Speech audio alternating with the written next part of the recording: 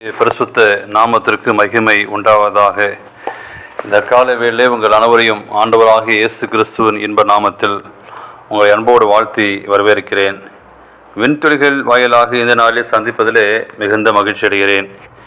நீதிமொழிகள் 25:11 வாசிக்கிறோம். ஏற்ற சமயத்தில் சொன்ன வார்த்தை வெள்ளித்தட்டில் வைக்கப்பட்ட பொற்பழங்களுக்கு சமானம் என்று சொல்லி வாசிக்கிறோம். இந்த நாளின் செய்தியின் தலைப்பானது பேசுவதும் ஒரு வரம். இன்றைக்கு ஆண்டவர் நமக்கு நல்ல வார்த்தைகளை பேசும்படியாக ஒரு வரத்தை கொடுத்துள்ளார். மேடை பேச்சிலே எத்தனை பேர் பேசுகிறார்கள்? பேச்சாற்றல் என்பது மனிதனுக்கு இறைவன் அருளிய வரம் என்று சொல்வார்கள்.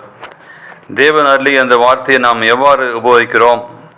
கோபத்தை தூண்டும் வார்த்தைகளை பேசுவா, அடுத்தவரை குறித்து குறை கூறுவா, அல்லது கோல் சொல்லவா, தன்னை குறித்து பெருமையாக பேசவா, அல்லது சினிமா பாடல்களை பாடவா என்று சொல்லி அநேக பேச்சுகளை நாம் பேசுகிறோம். இப்படி செய்கிறவர்கள் நிச்சயமாக ஒரு நாள் தேவனுக்கு முன்பாக கணக்கு ஒப்பிக்க வேண்டும் என்று சொல்லி வேதாகம் கூறுகிறது.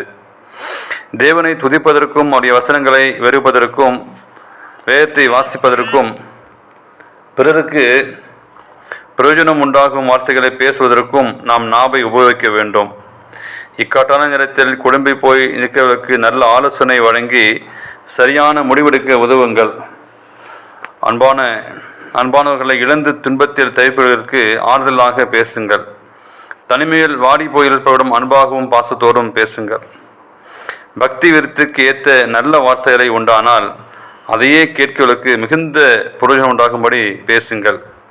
அன்றைய நீங்கள் மீட்கப்படும் நாளுக்கு என்று முத்திரையாக பெற்ற தேவனுடைய பரிசுத்த ஆவியை துக்கப்படுத்தாதிருங்கள் என்று சொல்லி எபேசியர் 4:29-30 நாம் வாசிக்கிறோம்.